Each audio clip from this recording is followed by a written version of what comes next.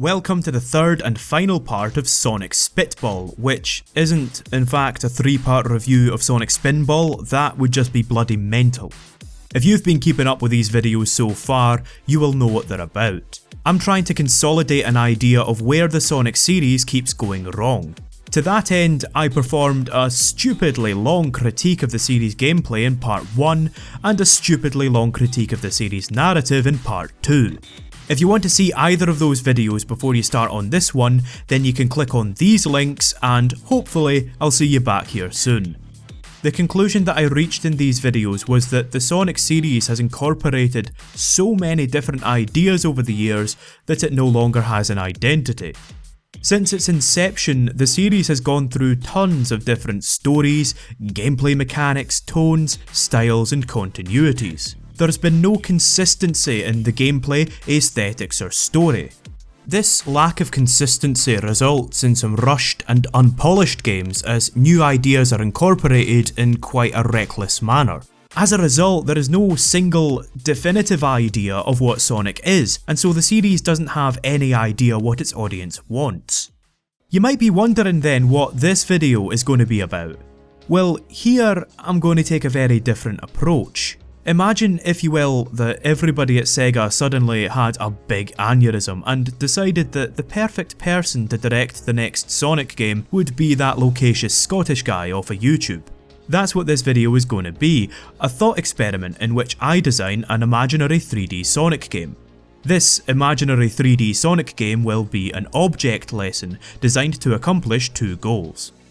1. To demonstrate how the fluid gameplay of the classic Sonic titles could be brought into 3D, and 2. To demonstrate that clarity and a well-reasoned direction could result in a stronger game.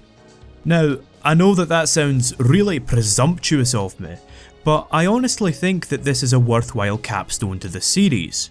I spent the last two videos picking the series apart and making the point that Sonic uses too many ideas without thinking them through.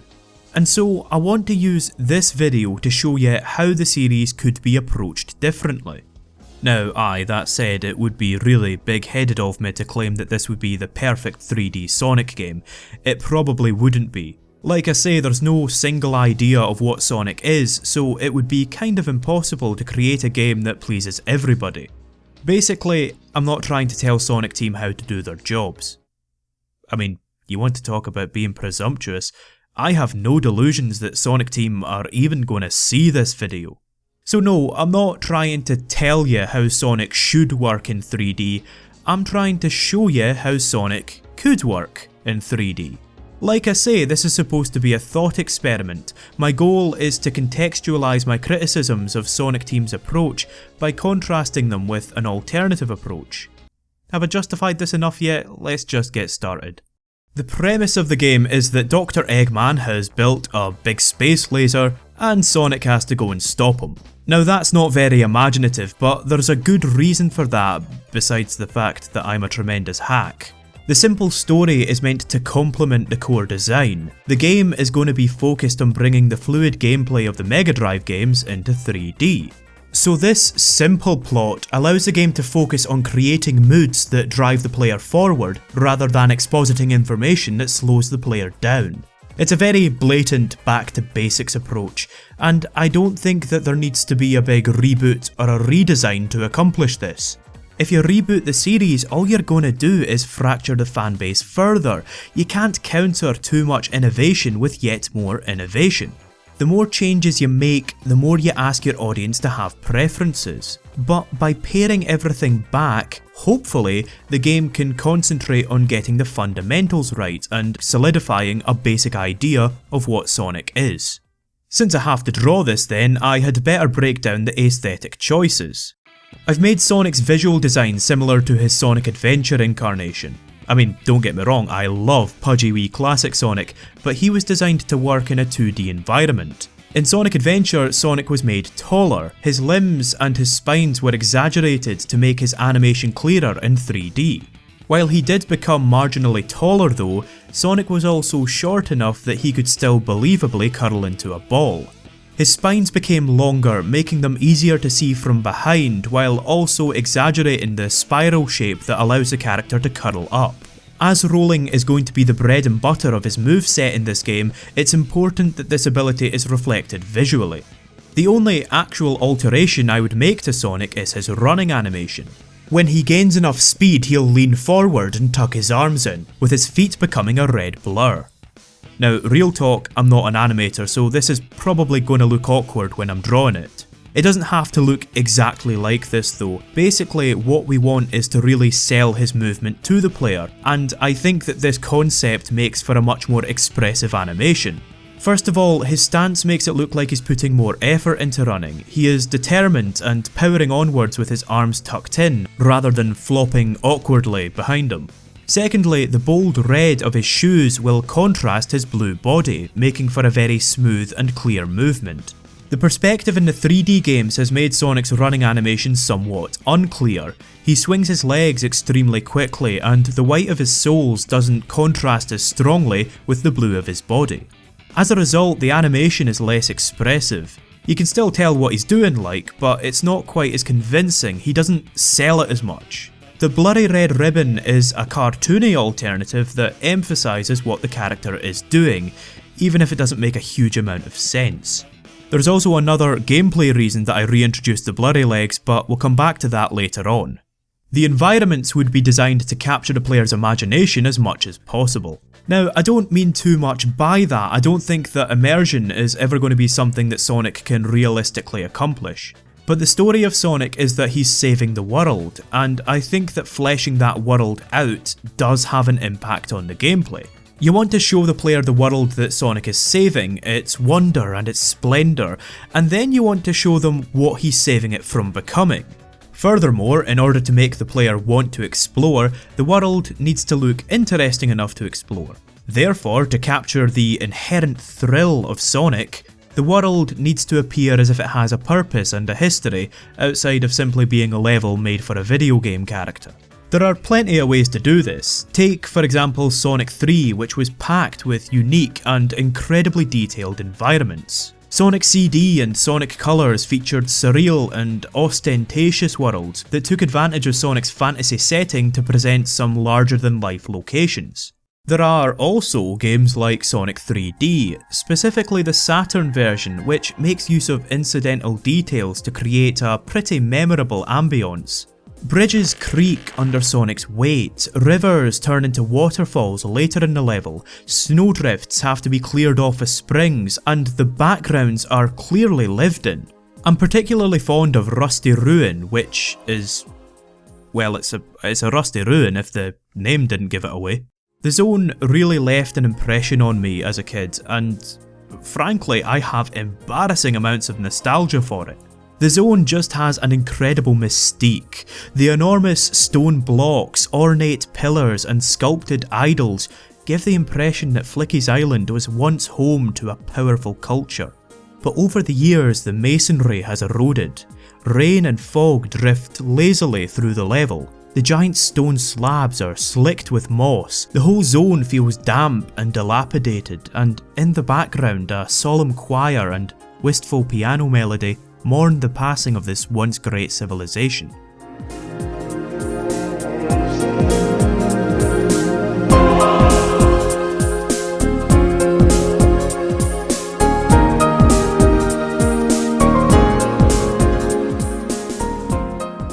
It really is a spellbinding level. It's a shame it's in such a duff game.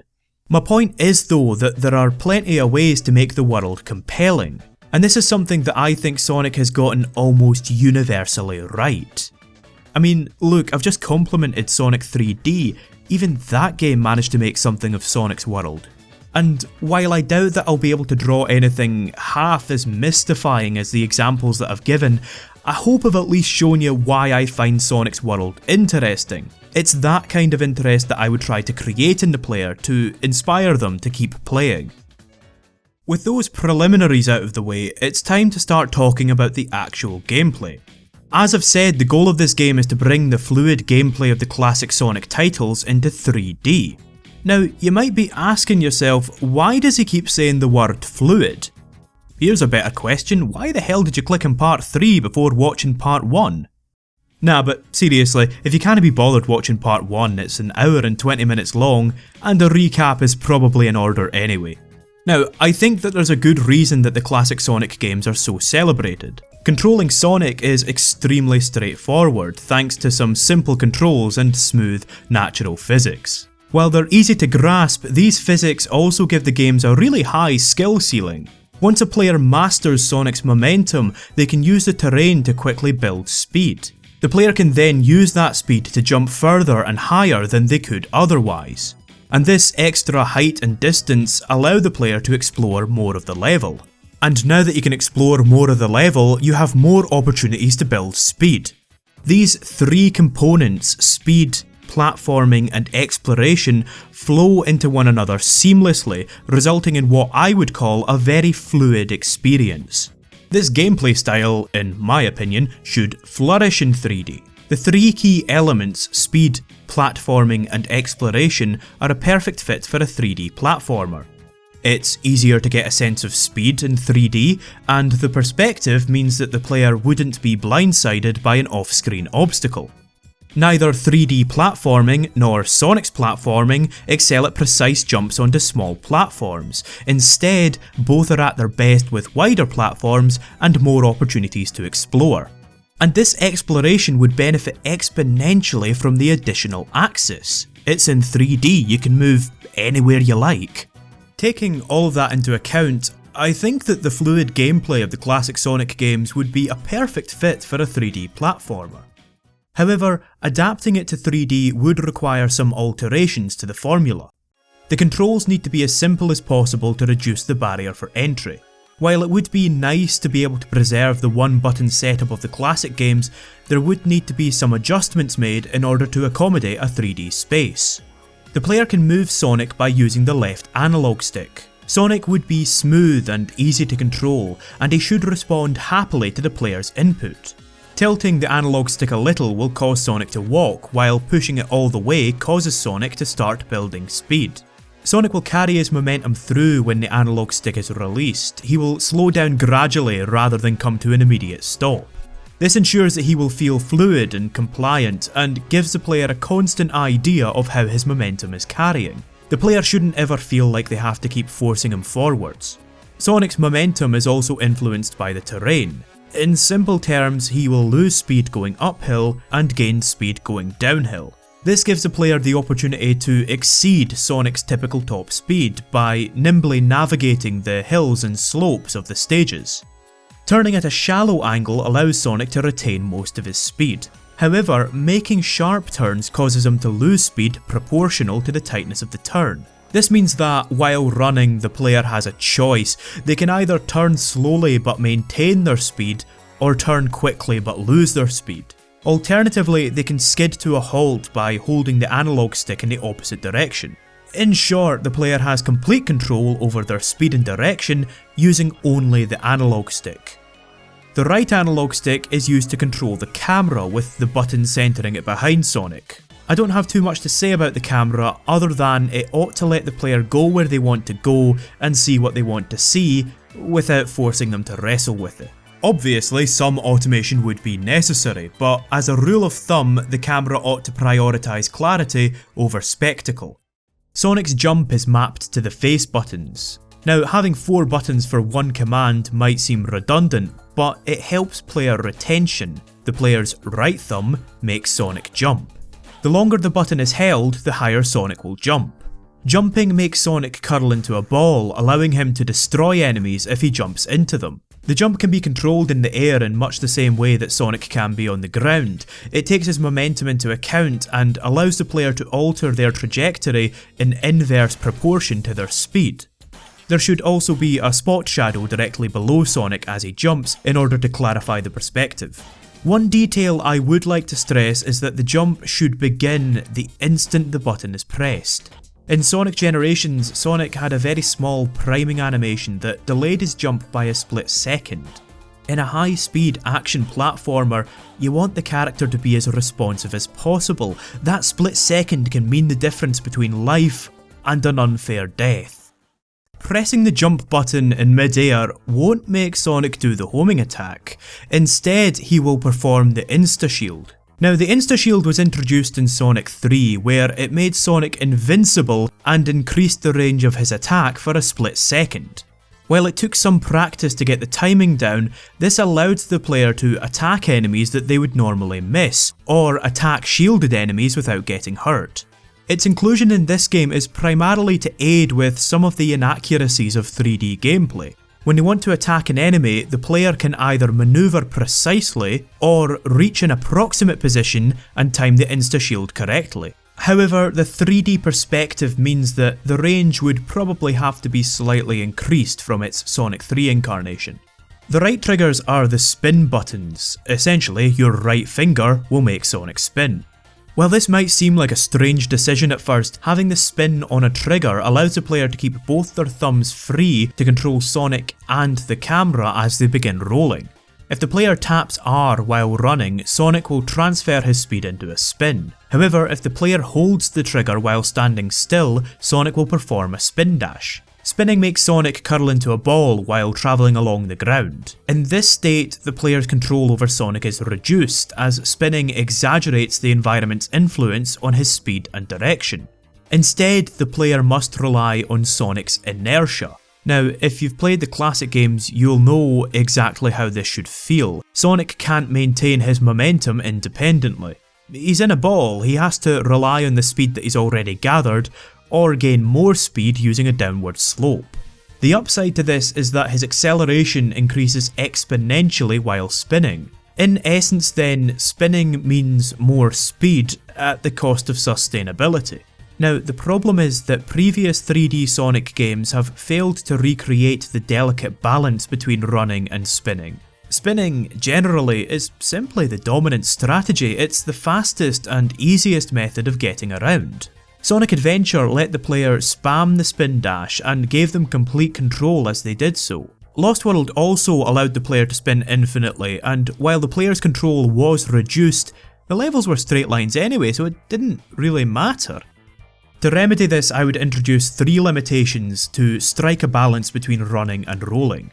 Number 1, the spin dash could only be used from a complete standstill and would have to be charged by waiting. It wouldn't have to take long to reach full charge, maybe just a second or so, but this incentivizes the player to find other methods of gaining speed if available. Number 2, the player could not uncurl from the ball by simply tapping the button again. They would have to either brake or jump in order to uncurl. Number 3, the ability to turn tightly would be removed. While running, Sonic can choose to turn tightly but slow down, but while rolling, Sonic can only make wide turns proportional to his speed. While in a ball, the player would have to either exit the ball and then turn, or be forced to turn in a wider arc. Sonic is, after all, in a ball, and to really sell the feeling of him rolling, he shouldn't be able to just turn on a dime when he has speed. Now, while this reduced control would be a disadvantage, it would also be kind of advantageous in that the player could adjust their angle more confidently. They wouldn't have to worry about overshooting a turn. As such, they could be more accurate when attacking enemies. But basically, all of this adds a layer of decision making to spinning. It has advantages and disadvantages. Essentially, it's a risk-reward system. There are huge potential benefits to spinning, such as more speed and the ability to attack, but this comes at the cost of reduced control. The game should both encourage the player to use the spin appropriately and penalise inappropriate use. While I'd love to leave it at 2 inputs, those being jump and spin, I think that a third command is necessary to accommodate the complexity of a 3D space. The left triggers, or left finger if you prefer, make Sonic parkour. Now, parkour was introduced to Sonic's moveset in Lost World, and I think that the move was long overdue. Before Lost World, wall running was only really possible if there was a slope, or in other words, if the level designers dictated it. I think that parkour is a great way to give the player some more options, some more ways to preserve their flow and deal with the terrain. However, Lost World seemed to take its cues from Prince of Persia. Sonic could only go up or along the walls on a set trajectory. While that worked fine for Lost World's more blocky level design, this game is supposed to be more fluid, so it wouldn't really mesh. I would instead take my cues from another game, Spider-Man 2. In that game, Spider-Man will preserve the angle and the speed that he had when he hit the wall. Wall running also allows the player to freely move up and down and indeed all around. So in this game, pressing L next to a wall would make Sonic transfer his speed and trajectory into a wall run. There he could run freely on the wall, he could jump, with the jump responding to his angle and momentum, jump between walls and blend all of these movements in a seamless and natural way. Of course, the momentum mechanics would still be in full effect. Running up the wall would lose speed and running down the wall would gain speed. Hitting the top of a wall with speed would launch Sonic into the sky, and jumping down from the top of a wall would let Sonic run down it. The disadvantage to all of this is that Sonic would be unable to perfectly transfer his momentum to the wall. Transferring onto a wall along the same axis would allow Sonic to retain his speed, but jumping onto or off of a wall at an angle would result in some speed being lost, as some of Sonic's momentum is travelling at a perpendicular angle. In an extreme scenario then, hitting the wall or the ground head on would result in Sonic coming to a dead stop. What this means basically is that the wall run is an option for the player to preserve or transfer speed in creative ways. However, without slopes, its application is limited. The player is unable to take full advantage of their wall running without a slope, which keeps the terrain relevant. Sonic's final move is the homing attack. You didn't really think I was going to forget that, did you? The homing attack is a really great idea, but its execution in previous games has been somewhat lacking. The move is designed to compensate for Sonic's high speed. It automates an attack that, as the name suggests, homes in on an enemy. But although it's intended to compensate for Sonic's speed, in previous games it's actually been incompatible with Sonic's speed, as it doesn't carry momentum through. In this game then, the homing attack would work in conjunction with Sonic's speed. The move is performed by holding the parkour button and pressing spin, but only while moving quickly enough. The player will be able to tell if they're moving quickly enough by looking at Sonic's feet. If he's got blurry legs, they're moving quickly enough to use the homing attack. You see? I've thought about this. I've thought altogether too bloody much about this. So, by holding L and pressing R with enough speed, Sonic will crash into a nearby enemy like a missile. He then exits the move with the same speed he had going into it.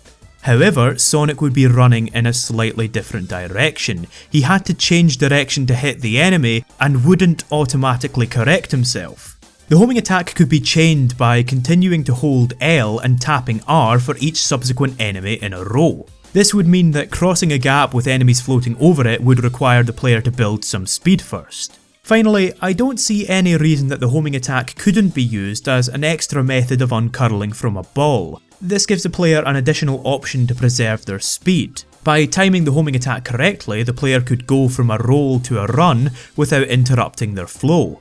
This would then probably necessitate a new spinning animation to let the player know when they're going fast enough to use the homing attack. Extra functionality could also be added to the homing attack by allowing it to transfer horizontal momentum to vertical momentum and vice versa. By holding jump while performing a homing attack, so in other words L, R and A, Sonic could transfer his momentum upwards rather than forwards. Alternatively, if the homing attack were used while falling, the downward momentum could become forward momentum. This would allow the player to transfer their speed horizontally to vertically and vice versa. It might also, potentially, recapture the satisfaction of rebounding off an enemy in the classic games. However, there would need to be some limitations to the homing attack. First of all, the enemy would have to be in front of Sonic for the move to work. This ensures that Sonic's movement retains its flow and also forces the player to do the bulk of the manoeuvring themselves. Additionally, the homing attack would be unable to lock onto springs or item boxes. This ensures that there is absolutely no confusion about what Sonic is going to lock onto. My reasoning behind the homing attack is that at lower speeds, the player ought to be able to attack enemies without automation, especially with the help of the insta-shield. At higher speeds, I think that the homing attack is necessary to be accurate. As such, in this game, the move works in tandem with Sonic's speed. it can only be activated while the player is moving quickly. As the player is moving quickly, they have a window of opportunity to use the move, and as they're likely to change direction when using it, they have to be ready to steer Sonic back on track. After all, keep in mind that if they oversteer, Sonic's gonna lose his speed. As such, the challenge comes from handling your speed. You need to time the move correctly and steer Sonic back on track, but without losing too much speed in the process. Now, all of that is well and good, but this means that the gameplay is all about speed, which can be seen as restrictive. So the question is, how do you diversify Sonic? Well, it's simple, but the answer might seem counterproductive. You simply make the other parts of the game about speed as well. For example, you could diversify Sonic's moveset by giving him the ability to swim. I know, the whole thing about Sonic not being able to swim, but I've always wondered if that wasn't retained just for the sake of tradition. Anyway, you might think that sounds a bit daft, as swimming would be a bit slow, but Sonic Team have produced a solution within the series already. By holding R, we could give Sonic the ability to drill through the water without the Wisp. Imagine the swimming working like Majora's Mask, where you could drill through the water and use the analog stick to direct yourself. Imagine jumping out at the end only to hit the ground running with your speed intact. Imagine being able to aquaplane, then dipping below the water's surface to explore underwater caves. In this way, swimming could add some variety while still contributing to the game's flow. Now, of course, that would mean we would effectively have Sonic flying underwater, and he would be constantly attacking to boot. But the limitation would be, of course, that he would be on a timer. He'd have to rely on air bubbles, or else he'd have to return to the surface. So, to do a quick recap, Sonic would be able to run, jump, spin, wall run, homing attack, and swim. All of these moves are based around his speed. By using them properly, the player can gain more speed more consistently. More speed means more opportunities when platforming, which means better exploration, and yada yada yada. I feel like there's a lot of synergy between these moves. Each one has its own unique purpose and plays off of Sonic's speed in a different way. Hopefully the game would be accessible as well, as the player only really needs to know about 3 inputs and a small handful of basic moves. Now, I appreciate that that was a lot to take in, so I think an example is necessary to kind of tie all the information together in people's heads.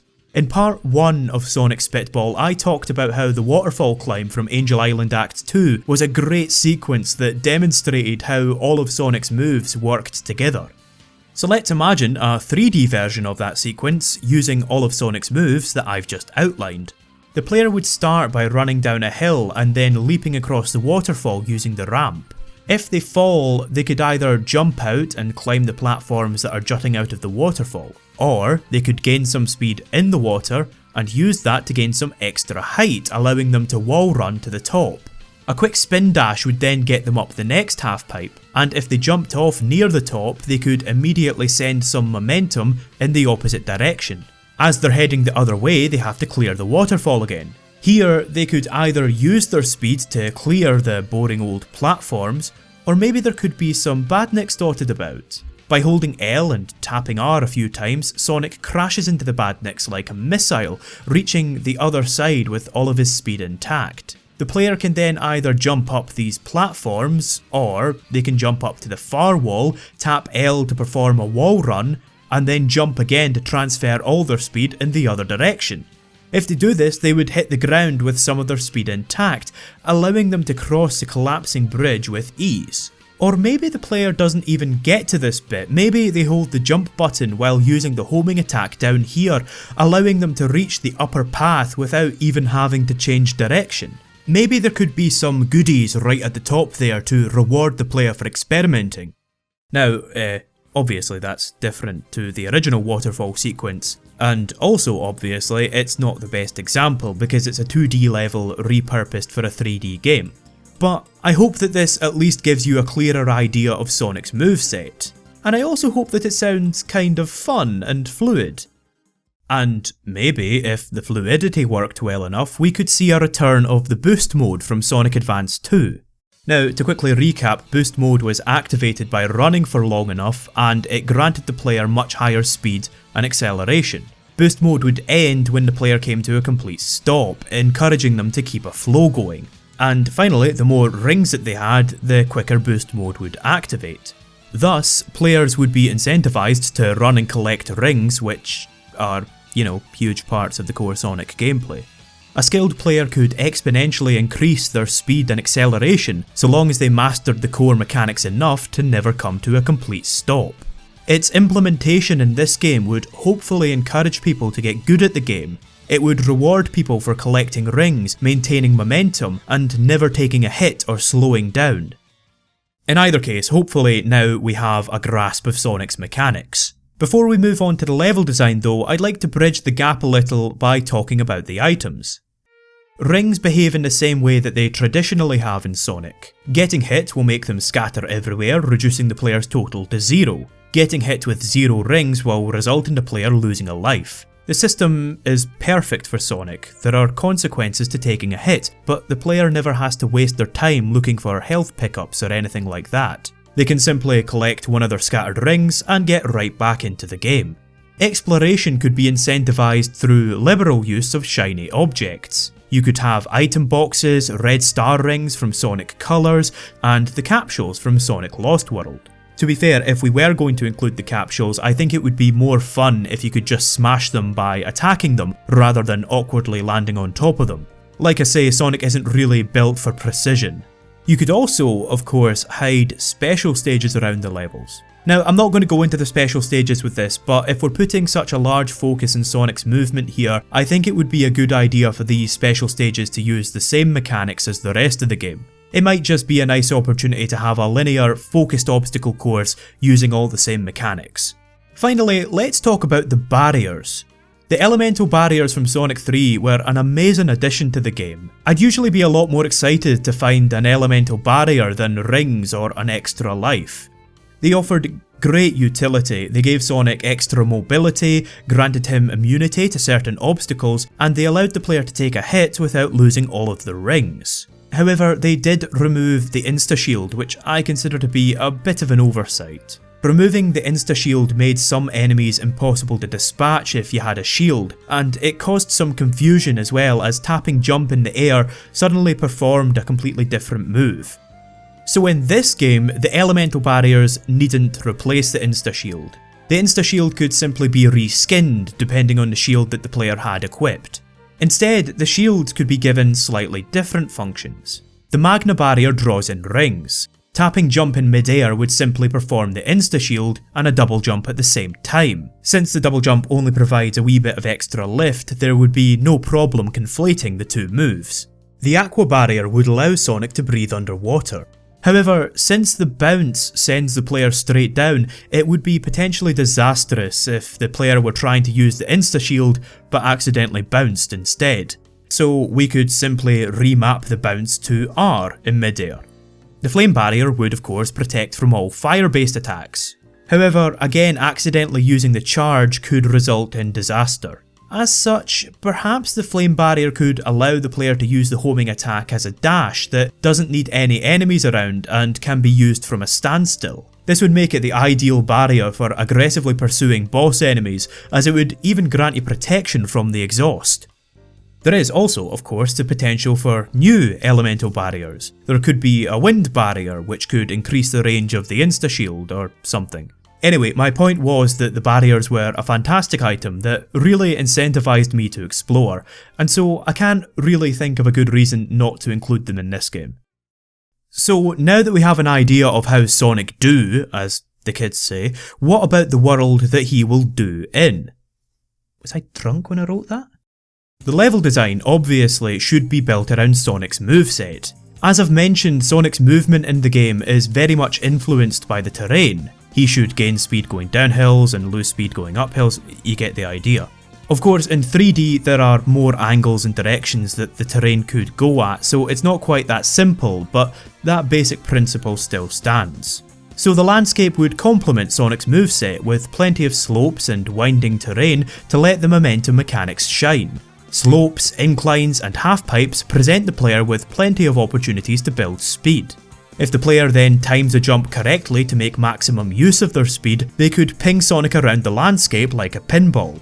This allows the game to be more complex as it opens the levels up to players who want to master the mechanics.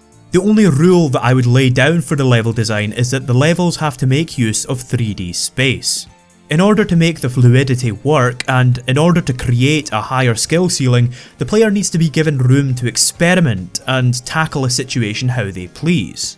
I do think exploration is a key factor in these games. If it's just a linear corridor, even if there is speed and platforming, it's not quite as satisfying in my opinion. There needs to be the room to experiment.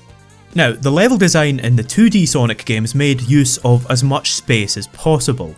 Barring the odd wee bits such as the end of Sonic's Angel Island, the level design used as much of this 2D rectangle as it could. And I don't think it was all meticulously designed either. I mean, does this look tight to you? It's just kind of platforms plonked in places, but Sonic's speed means that the platforming is fairly malleable anyway. So I would argue that looser level designs would work better for this game. The level design in 3D Sonic games tends to be a lot more thought out. It's kind of like threading a piece of string through some ping pong balls. You're stuck on a linear path for a while that is designed to play in a very specific way before being given the brief opportunity to experiment. Combined with the boost pads that dictate your speed and direction, the whole thing just feels a lot more processed. So with that in mind, a very simple way to envision the levels in 3D would be to simply lift this rectangle from the classic games and place it along the X and Z axes like so. Then you can add bits, take bits away, raise bits of the level, and so on and so forth. This gives us a more cohesive, open area that we can fill with items and obstacles, as opposed to a linear pathway that has to concentrate on spectacle. Now, of course, there can be linear sequences to create or complement a mood, but the focus should be on giving the player a more organic, fluid level. Like I say though, that's a very simple way to envision the levels. The thing I like most about 3D is that there are a lot of options to create some cool worlds and scenarios. But before we get to creating some cool worlds and scenarios, I do want to cement a couple more design principles. Now, first rule, in order to complement the fluid level design, there should be no instances of automated design. The levels needn't have a specific idea of how the player should navigate them. Now, obviously they should have, level design, and they should give the player an idea of where to go, but they shouldn't be allowed to dictate a player's speed and direction. For example, a boost pad could easily be replaced with a downward slope.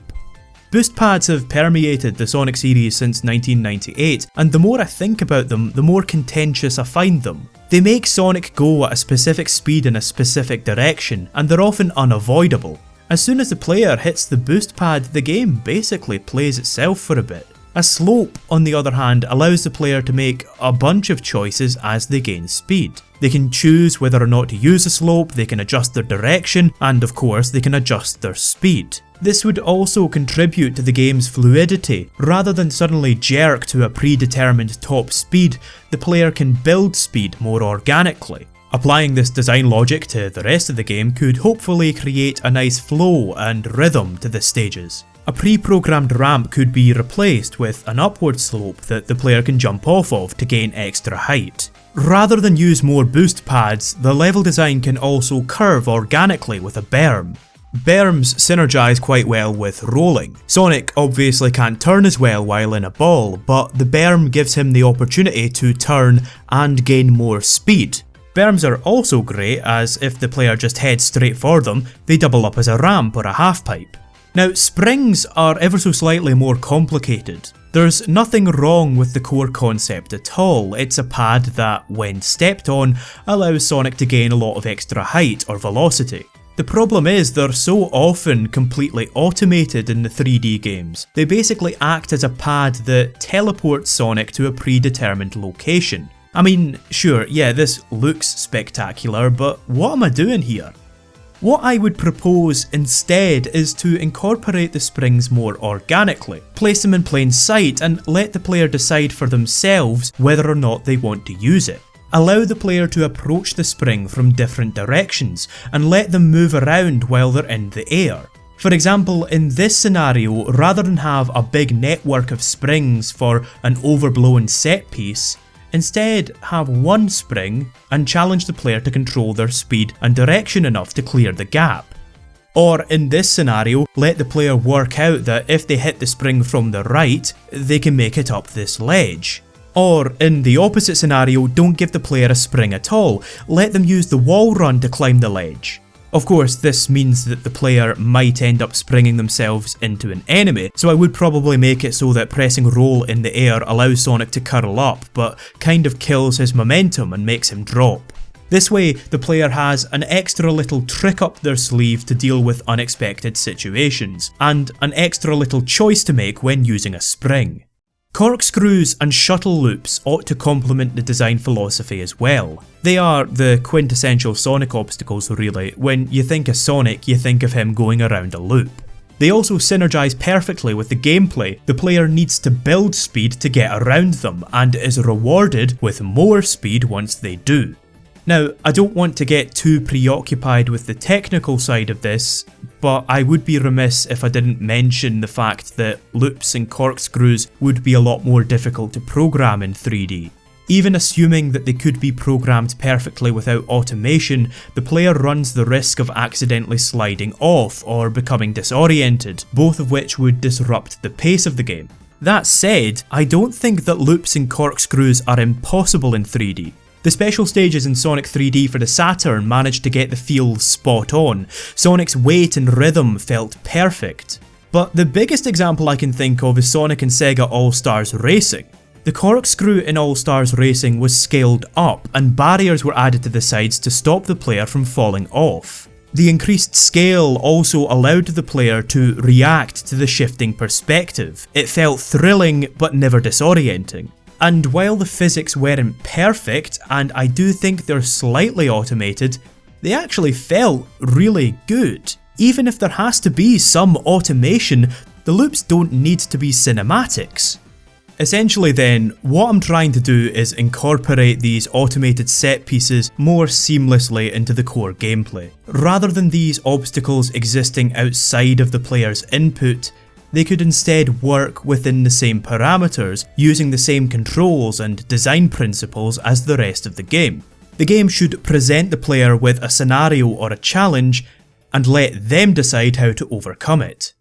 So, for example, let's take this section of Seaside Hill from Sonic Generations.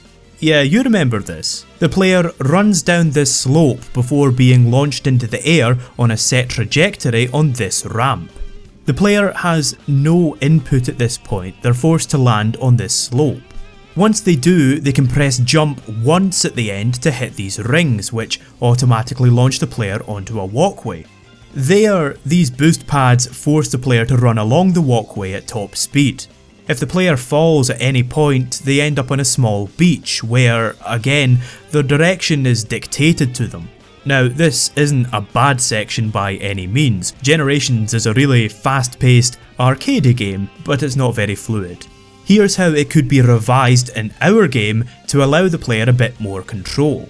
First of all, the pre-programmed ramp could easily be replaced with an upward slope. Sonic is more momentum based in this game, so the player can pick up speed in the downward slope and then use that speed by jumping off the upward slope. As it's just a normal jump, the player remains in complete control of their arc. Now this is where I would begin to adapt things a wee bit. What if we took away the rings and instead had this platform head steeply down towards the beach? This way the player will be drawn towards the beach, it wouldn't be positioned as a lower route if you fall. We could maybe add some hidden goodies around the beach to get the player to explore a bit. However, you might notice that some of the ruins at the bottom of the steep slope form a small ramp. So again, if the player gains speed on the downward slope and then jumps off the upward incline, they gain a lot of extra height. This will allow them to reach the walkway where they should probably be rewarded, maybe with an aqua barrier since it's Seaside Hill. Or maybe if the player misses the jump, there could be a spring that they could hit at the right angle to reach that walkway. Or they could simply rev up a spin dash and attempt the jump again. But then that's a pretty narrow platform, and without automation, what if they miss? Well, nae danger, Sonic can swim. What this means is that the level is less compartmentalised, the beach is no longer a lower route or a punishment, and the player can apply Sonic's speed to various parts of the level to see what they can find. It's the key element that separates Sonic from a racing game. His speed isn't just for reaching the end quickly, it's for actually playing the level. And this is why I think the exploration needs to be a key element. It's fairly common in platformers for a character's jump arc to be influenced by their speed. Sonic's movement is simply that principle taken to an extreme. But the very fact of that extremity has an influence in the way that the levels have to be designed. Because Sonic can go so much faster and so much higher, the platforms have to be wider and the level design has to be looser to accommodate different speeds and jump arcs. Without a loose, sprawling level design, the player's speed and jump arc is dictated to them. They have to jump X distance to land on the platform. And while that isn't inherently bad design, it doesn't really take advantage of Sonic's strengths. Even something as simple as a ledge can provide an opportunity to explore. A player can either platform up it using short hops, use a ramp to launch up to it, wall run, or leapfrog off an enemy using the homing attack. That's 4 options to get up to a ledge, whereas most platformers would only have 1. And so if you have 2 or 3 ledges, the player's opportunities to take advantage of Sonic's speed increase 3-fold. And that's with a simple, boring ledge. Because the levels are in 3D, they can stretch out in any direction, multiplying the player's choices exponentially. And again, this isn't ornately designed or anything. Sonic, at its best, is just things put in places for the player to parse. The worst bits in Sonic games are when the designer's hand is felt too strongly, when you have to wait for the blocks to move, or you have to run away from the truck, because you can't do anything with these sequences. Since exploration is a key part of this then, we want the player to be comfortable experimenting. Now that means that there should be no time limit and no ranking system. Time limits pressure the player to get to the goal as quickly as possible, which makes the player less likely to want to experiment. Furthermore, the player shouldn't be graded on their performance, as this stipulates in the way that they play. Players are less likely to muck about if they know that the game is going to give them a bad mark for doing so. Nobody wants to be told they're crap after they complete a level. Of course, Lost World presented the perfect solution, which is challenge modes like time attacks or score attacks. Grading the player in these modes makes perfect sense. The player has to choose that mode and is thus given a clear indication about what they're being graded on. The game should also be reserved about using bottomless pits. Bottomless pits are kind of slapdash in a lot of Sonic games. Often they completely surround a level, making it a lot more linear and inhibiting the exploration. If a player's been taught that bottomless pits are frequent and randomly placed, they'll be less likely to experiment or take a risk. Furthermore, if most of the level takes place over instant death, then it becomes stressful and claustrophobic, and frankly frustrating when you have to continually toe the line. Now, that said, so long as they are clearly indicated to the player, bottomless pits can be used to adjust the pacing of a level, to create a tense moment and a satisfying challenge to overcome. So while bottomless pits can be used, they have to be used sparingly and with clear intent. The player should always know when they've got to be careful, and conversely, when they can cut loose. So if I'm doing this properly, hopefully we should have a fairly solid idea of the basic level design. But when we're thinking about individual levels, we should be looking to differentiate them in some way. The best of Sonic's levels have had unique gimmicks and mechanics that adapt the gameplay to the theme, keeping them fresh and memorable. Thankfully, this is a pretty easy principle to recreate, at least on paper. Again, we simply make the level-specific mechanics revolve around speed. A basic example would be breakable walls in an underground level that the player can burrow through. Digging through the earth fits the underground motif, gives the player a wee bit of extra exploration, and it also requires enough speed to execute the spin. Another level could have poles that Sonic can grab onto by holding L, which allows him to do a 180 without losing speed. A cliff zone could have bungee cords for Sonic to grab onto. By holding L, Sonic would grab the cord and he would be sprung up into the air. The faster he's moving, the higher he'll go. There could be hang gliders in a sky level that go farther the faster the player hits them. There could be pliable palm trees in a beach level that let the player bounce off them in the opposite direction. There could be dynamos in a mechanical level. The player has to run on these treadmills to open doors or activate mechanisms, and the faster they're going, the quicker the mechanisms will activate. What you could even have, actually, is you could even have one of the dynamos power up the boss of that level as a surprise. The player has been conditioned to think that dynamos hide rewards, and then all of a sudden they activate this giant sawed-off robot. That would even tie into the thing that I talked about last time with Sonic's headstrong personality getting him into scrapes. And that boss mechanic thing leads me nicely into level-specific obstacles. While the level-specific mechanics all work with Sonic's speed, the level-specific obstacles all work against Sonic's speed. Again, they adapt the gameplay to the theme. For example, a stage set in a marsh could include bogs that the player must aquaplane on. If they slow down at any point, they fall into the bog and they have to wade through it, which severely cuts down their speed. There could be rocky or sticky ground that Sonic can't roll on. There could be slidey crystals in a mining zone that Sonic couldn't wall run on. A mechanical level could make use of a lot of pistons and conveyor belts to hinder the player. We could also revolutionise the cartoon mascot platformer by having there be ice in the ice world that Sonic has to skate on. Now, here we have a chance to right one of Lost World's wrongs. The skating in Lost World worked on a completely new set of mechanics that the level simply wasn't designed around. So why not give the player a sense of familiarity by having skating control exactly like rolling, with Sonic being more affected by the terrain and being unable to make tight turns? This way, the player instinctively knows how Sonic is going to move on the ice, as they've already been using that exact same physics engine every time they roll. Instead, they have to focus on contending with the level design rather than the controls. The thing about rolling is they have the option there. With the ice, of course, they don't. These sections should be designed kind of like a luge track. They should be characterised by wide turns and long stretches to let the player build up speed through inertia. And, of course, let's not forget the enemies. I think that there's a lot of variety in the badniks, so I don't see any reason not to use them as the game's go-to bad guy. However, they have to clearly communicate how the player can approach them. This is actually something that's pretty simple. A badnik with spikes on top can't be jumped on. A badnik with a shield couldn't be attacked from the front. An Orbinaut would have to be attacked with the insta-shield to get past its spike balls. It's not a complicated process, but I think that it is necessary, and it's a step that Lost World in particular got absolutely wrong. And speaking of enemies, actually, bosses are a subject that I didn't address in the first video. Old Sonic bosses are often accused of being incongruous with Sonic's high-speed gameplay. That's the argument anyway, and it's an argument that I don't really agree with.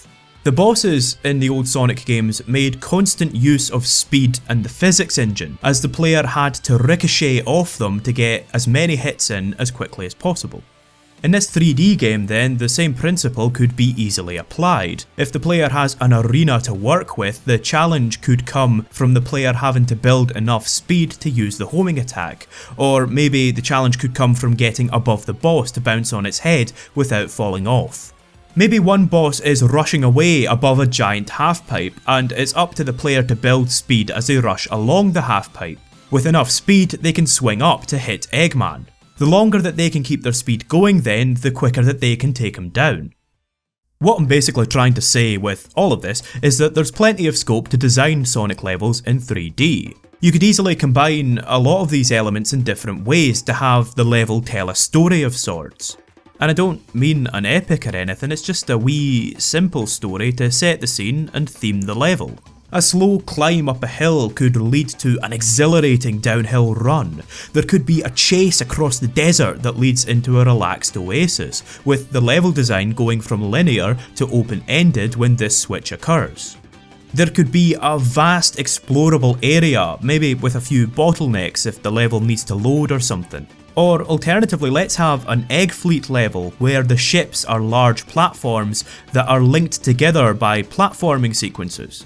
These platforming sequences would be quite tense as the player has to avoid falling off, but at the same time, if it's just these wee sequences, then those are tense moments rather than the whole level being above a bottomless pit. So, by now you should have a fairly solid idea of the game's basic design. I hope so, at least, otherwise I've wasted a lot of your time. To wrap up then, what I want to do now is walk you through a brief description of the first few levels to show you how the whole thing comes together. As I mentioned right back at the start, the basic premise of the game is that Eggman has built a big space laser and Sonic has to go and stop him. The game starts off with Sonic relaxing in a peaceful beach level, let's call it the tropical cliff zone. He hears some explosions in the distance and sees some smoke billowing up over the horizon. He rushes off to investigate. And that's it, that's our intro. This cutscene would take 30 seconds tops, and that's if you really stretched it out. So within half a minute of pressing start, the player is in control. This cutscene, well, all the cutscenes really, would not have voice acting. Now, I know that this is a point of contention, so I want to quickly run through the benefits of having silent characters, just to kinda show you where I'm coming from. Number 1, silence gives Sonic less opportunity to annoy the player. One of the character's major strengths is his expressive character design, which allows him to communicate without needing words. So he can still be cocky, he can still be Sonic the Hedgehog, but without words he has a lot less scope to be obnoxious about it. Number 2, less time and money need to be spent on acting and animation. Number 3, voices aren't necessary to tell a compelling story. What would this cutscene gain by Sonic saying anything? Number 4, a lack of voice acting gives the character less opportunity to contradict a player's perception of him. It allows the player to decide for themselves how Sonic is feeling about any given situation. If Sonic never dictates to the player how he's feeling, then he never contradicts them either. Finally, number 5, silent characters keep the pace up. This intro communicates everything that it needs to in a very short space of time. It would only be slowed down by Sonic making a wisecrack or describing something that the player can already see. There's a brief tutorial section following the intro. Now this section would be relatively linear, presenting some simple challenges to get the player used to the controls and physics. Setting the level in a tropical cliff zone has 2 benefits. Number 1, the beach setting allows the game to show the player how Sonic will react to water, and number 2, the cliff setting gives the game an excuse to have a lot of hills, showing the player that Sonic's movement is affected by the terrain. Now, the game would probably actively have to tell its players how to use some of the moves, resulting in a seam in the presentation. People aren't going to work out that they have to hold L and press R to homing attack, for example, they would have to be told. A simple, non-intrusive solution would be to have carvings on the walls, explaining to the player how to use Sonic's moveset. This could have an additional benefit if, to find the carvings, the player had to look around and explore, just a wee bit just to get them in the right mindset. However, the major benefit of this is that expert players, when replaying this level, need never heed the tutorials. They can just blaze through it and get to the rest of the game almost immediately. So at this point, the game is accomplishing a few different tasks. It's creating tension by funneling the player down a linear route. This tension is emphasised by the smoke that hangs in the sky. The player should be anticipating danger and excitement. Finally, the game is giving the player a safe environment to get a feel for the controls and mechanics. Once the player reaches the explosion, the tutorial ends. They find Dr. Eggman with a group of badniks who are just being the worst. The explosions could contrast the natural colour scheme of the zone with fiery reds and oranges. The badniks would also contrast the natural aesthetic of the zone with the mechanical aesthetic, emphasising the fact that they're the bad guys.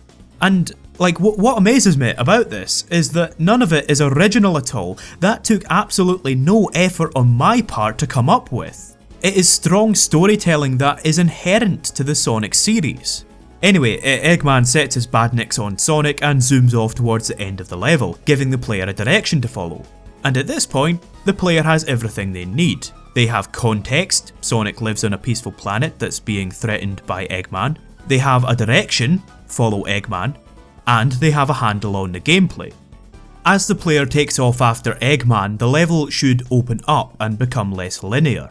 Now, the level should be fairly lenient and easy to navigate with simple enemies and no bottomless pits. At the same time though, it should accommodate some lateral movement. The player should be allowed to experiment with the speed and platforming skills that they've just learned in order to explore more of the level. After a certain point, the level builds to a climax. Often, Sonic levels just kind of end rather than build to any sort of meaningful conclusion. An easy way to circumvent this is with a boss at the end of every level, but that's not always necessary. Some levels, like Green Hill Zone Act 1, end quite fittingly. The physics here are put to use to build speed and send the player flying in a really satisfying manner that also really drives Sonic's physics home. Angel Island Zone Act 2 ends with a climb up a waterfall, followed by a chase sequence and then the boss. City Escape? Well, I think my point is proven by the fact that you all know what I'm going to say. The truck sequence is a really memorable end to this stage. So maybe this first level could end with a downhill chase sequence where Sonic runs down towards the beach, chased by a large flying badnik. We have the opportunity here to better a lot of the series' more iconic moments. This isn't an auto-running section and the player can't just run away from the obstacle. Instead, imagine something more like Water Hazard from Half-Life 2, as high as that bar is to set. In this level, the player has to avoid the helicopter's attacks as they whiz along a linear route. Maybe we could do the same thing here, maybe Sonic has to dodge bombs and bullets as he runs down the hill. But at no point is this automated, at no point is the player just able to learn a pattern or have 3 splines to run along. Eventually Sonic reaches the bottom and he ends up in a clearing next to the beach, which ends the level. From here, the game should transition as seamlessly as possible into the next level. The player should always know where they are and how they got there, making it feel like a seamless adventure across a huge world. Now, obviously due to the nature of discs, there would likely be some immersion creasing as the game has to load. That's just the nature of the beast, unfortunately. But there are ways that the game could achieve a more seamless transition between levels, even with a loading screen. Perhaps the room that Act 1 ends in could be the same one that Act 2 begins in, or perhaps Sonic could be shown bursting through some trees as if he was coming out of the clearing. Sweet Mountain from Sonic Colors did this perfectly. You finish Act 1 and begin Act 2 in exactly the same place. What I would avoid though is the game transitioning to a map screen or a level select which would compartmentalise the world. It feels like less of an adventure if you get a bird's eye view of the next neatly divided chunk. These level transitions could easily work between zones as well. We start off in the tropical cliff zone. The obstacles here include zip lines and bungee cords. After fighting the boss in Act 2, a landslide results in Sonic falling into an underground cave. Let's call it the Coral Cavern Zone. The Coral Cavern Zone could have a lot of water slides. After beating the boss, Sonic emerges in a sewer underneath the Stratospheric City Zone, which is a sprawling metropolis filled with skyscrapers. The second act of this zone begins with him emerging from a lift before he runs across the lush roof gardens, hang gliding from rooftop to rooftop. I think this would be a nice wee bit of progression as you would spend Act 1 looking up at the skyscrapers and Act 2 looking down on the city. And again, none of this is complicated or particularly well thought through, it's just a wee bit of context to tie the whole experience together. So the game could progress through a few more zones exactly like this. After a wee while, the game could have a lull with the Moonlit Forest Zone, a more peaceful, tranquil forest level. The level is softly lit and full of harmonising colours, and so the player has the opportunity to take a break and explore the level a little. There's a little bit of contrast here with no enemies and no dangerous obstacles. Everything calms down for a moment as the player explores.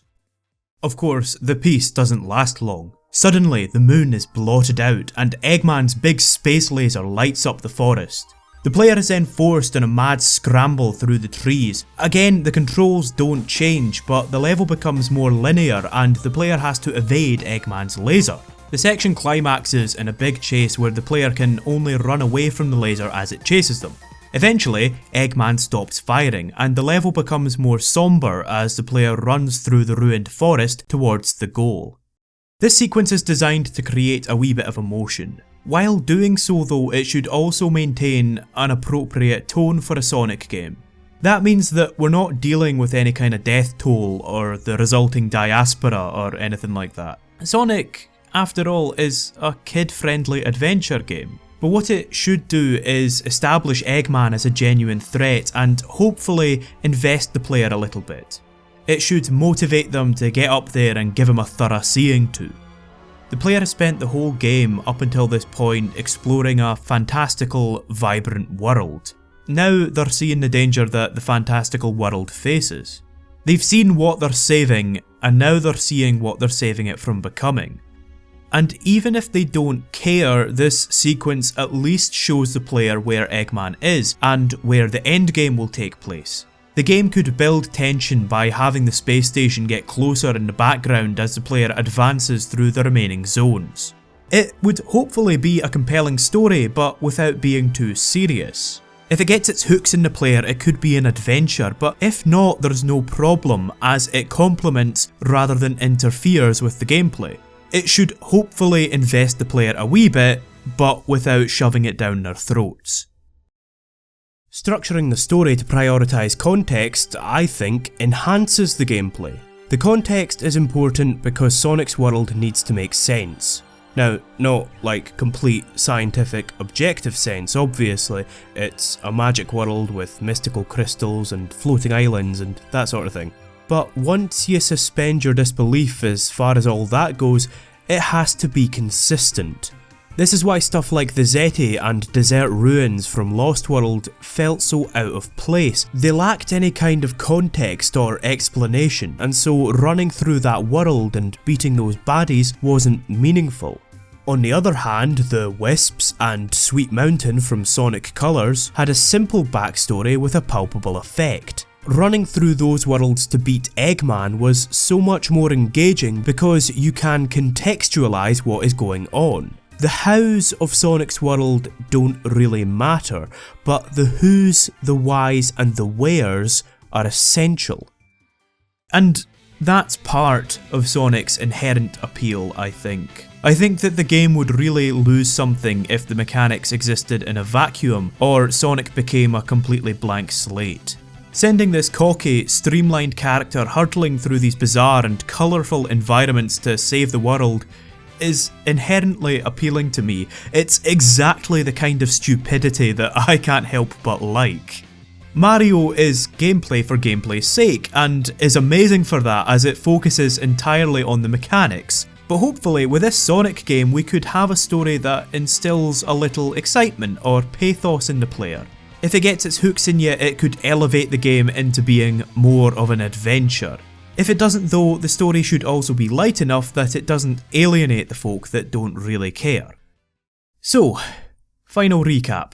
Sonic can run, jump, spin, run up walls, swim and use the homing attack. All of these moves play off of his momentum in some way. The levels are designed to make full use of 3D space, allowing Sonic to use his momentum and platforming skill to explore them. At the same time, they're designed to present different atmospheres which complement the simple story. The story itself is designed to be unobtrusive and to drive the player forward. As such, it's very lightly told. It's mostly conveyed through the visuals and level design, which work to create different moods. I could probably go on forever with this. I could take you through the zones up until the ending, I could talk about new moves or obstacles, or I could introduce more playable characters. I actually had some ideas in the drafting stage for this for Tails and Knuckles, but I opted not to include them. The fact is, I've already made almost all of the points that I wanted to make in this video. Besides which, I want to keep this focused on the core design rather than becoming distracted by anything superfluous. And that is my final point that I want to make. If I were actually to be making this game, I would probably do the same thing. Getting to play as Tails or Knuckles again would be amazing, but it wouldn't contribute to the core design, so I would leave it aside for just now. All of the resources should be instead focused on making the core game as tight as possible. Now, I do appreciate that there are a number of shortcomings with this design document, and in fact this whole video. But despite its faults, I hope I've shown that focus and a well-reasoned direction could result in a stronger game. I hope I've shown that by thinking it through and rationalising my decisions, I have established a strong foundation to work from. And if this doesn't sound like your ideal Sonic game, man, don't even worry about it, this game is never gonna get made. Again, my point here was never to tell Sonic Team how to do their jobs. Basically, my point is that it's more important for a Sonic game to be internally consistent than it is for it to try to please everybody. If you take anything away from this video, please let it be the approach. And I mean, the approach isn't amazingly clever or anything, I'm not tooting my own horn with that, it's just being judicious. For example, if you were designing a Sonic game and you wanted story to be a focus, you might consider putting the hub worlds back in there to give the game a more complete world and to have a dedicated area for story progression. You might also include voice acting, whereas I've chosen to omit it as it doesn't complement my core design. Focus and a well-reasoned direction would result in a stronger game, regardless of whether or not that game is the same one that I've talked about here. And I think that focus is what the series desperately needs at this point. It's Sonic's 25th anniversary this year, and I think you can see Sega struggling to round up 25 years of utter bedlam in one event. I mean, the 25th anniversary teaser image has Classic Sonic, Modern Sonic, and Boom Sonic all lined up next to one another, and that is ridiculous levels of brand mismanagement. They're trying to cater to everybody, but people are likely to be resentful of the fact that their favourite Sonic has to share space with the two that they don't like so much. And even then, I've actually seen people complain about the fact that Dreamcast Sonic isn't in there. It's not so much unifying the fan base as it is highlighting its differences. But more than that, it's highlighting Sonic's complete lack of focus. I get the impression that they don't know what to try, so they're just trying everything. I understand that gimmicks and new ideas can help sell games and boost Sonic's public profile, but when it results in a teaser image that has 3 different Sonics on it, I can't help but feel that that's only fatiguing. Anecdotally, the response to the image on my Twitter feed was a collective eye roll rather than any enthusiasm whatsoever. There's such a thing as too much innovation, and simply put, the way Sega is handling Sonic is incredibly confused. So while the games have to be focused, I think that the brand has to be focused as well. I think that Sonic ought to become one character again rather than several. Rather than focus on building hype with multiple returning legacy Sonics, Sega should focus on building trust with a single Sonic that is the best Sonic he can be. Rather than weakening the franchise's identity with numerous designs and gameplay styles, Sega should instead focus on reconsolidating an identity for Sonic and, this is a crucial bit, sticking to it. And rather than cheapen the brand with annual, rushed releases, Sega should instead focus on giving their developers the breathing room to make a product of a decisive quality. And if they do, well, hopefully the fractured fanbase wouldn't be too much of a problem. Even if, say, Classic Sonic isn't in there, so long as the series is internally consistent and well put together, hopefully we could all appreciate it on its own strengths. You see, Mario has pleased fans old and new through countless iterations, using a strong brand and the universal medium of good gameplay. With some focus, consistency, and careful decision making, there is absolutely no reason that Sonic the Hedgehog cannot do the same. Sonic the Hedgehog is an absolute monster of a series. It's been 25 years and almost constant releases throughout that. It's also a series that deservedly inspires quite a lot of derision. But even at its lowest, Sonic is a series that earnestly wants its audience to have fun. It is a series that continually pumps out new ideas, and I find it difficult to be truly upset by that obvious enthusiasm. While the series' complete lack of focus results in what are some ludicrous decisions and really rushed concepts, it also results in some absolutely sublime moments, like this one from Sonic 06, where you're running across the torrential ruins of a mighty kingdom accompanied by an ethereal, haunting melody. It's like if a Mobius illustration were scored by Enigma. Sonic is a series that is characterised more by its detractors these days. It's all about the ironic memes and the journalists who proclaim Sonic's death every second week, and I kinda resent that that's what it's become. I don't want to end this by reminding you about the negatives, even though that would be really easy to do. I don't want to treat Sonic's continued survival as some kind of bizarre anomaly. The series does have an appeal, and thus it has an audience, because despite its problems, it has some absolutely triumphant sequences, some really memorable characters. It's got moments of real thrill and suspense, and a bottomless well of enthusiasm for even its stupidest idea. Yes, it is a series of innumerable shortcomings, but it's also a series of absolutely towering successes, some truly exciting and captivating moments. It's a series of buoyancy and alacrity, of mystery and wonder, and yeah, I quite like it.